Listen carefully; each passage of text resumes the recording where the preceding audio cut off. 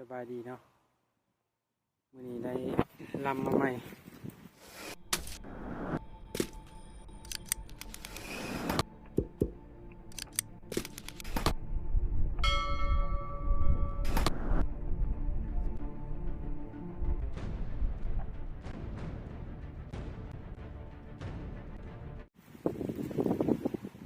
ลำมาใส่ใหม่มันสั่งมาเป็นลำเล็กเนาะเราเล็ก12 เกี่ยวนำ XM8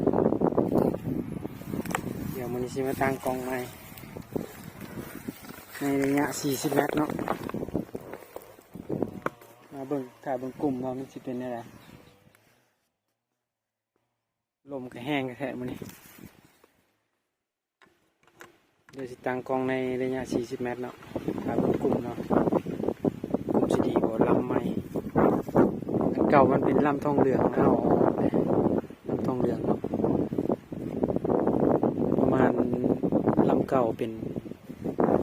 40 ปลาย45นี่แหละลำเก่าอันนี้ลำสั่งมาใหม่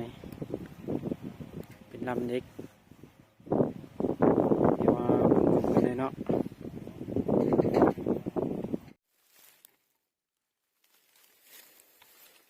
มาเบิ่งกลุ่มในระยะ40 เมตรเนาะกับลำเล็ก XM8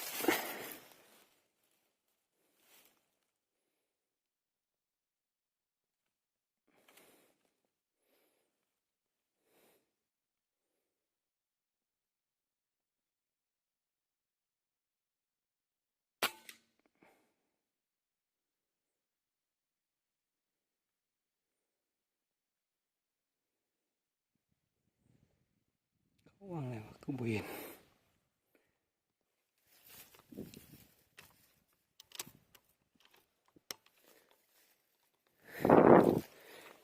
มันบ่เห็นเดี๋ยวยิงแถวลุ่มไป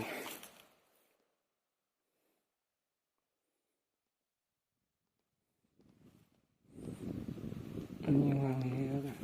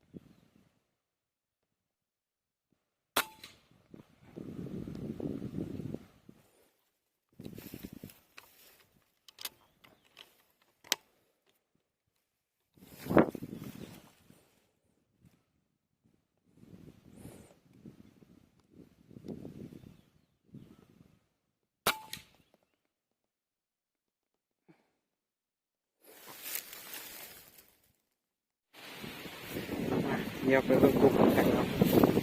ระยะ40 เมตรลมแห้งแท้นี่ลมก็ลมแห้งไปแท้กลุ่มเป็นยังไงเนาะ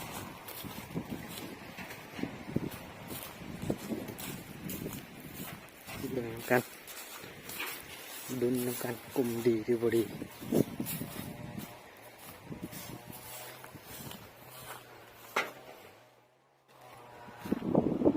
อันนี้เนาะ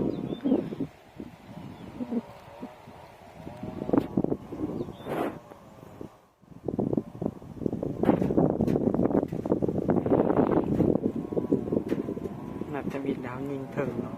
ตกหน่อย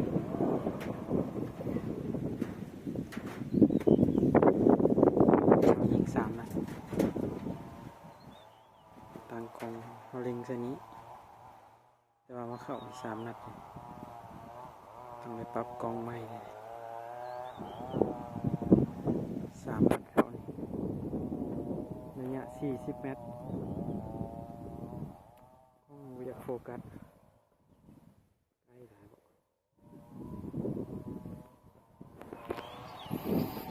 ระยะ40 เมตร 40 เมตรมาตั้งกล้องกับล่มแห้งก็ได้พี่น้องตรงนี้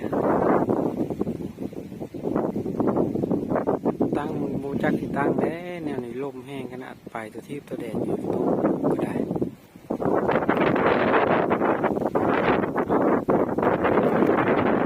ลงไปซ้ำนี้เด้อ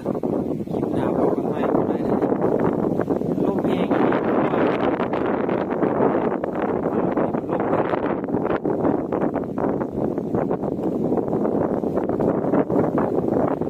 ได้เนี่ยนี่ตั้งกล้องตั้งได้พี่น้องล่มแห้งได้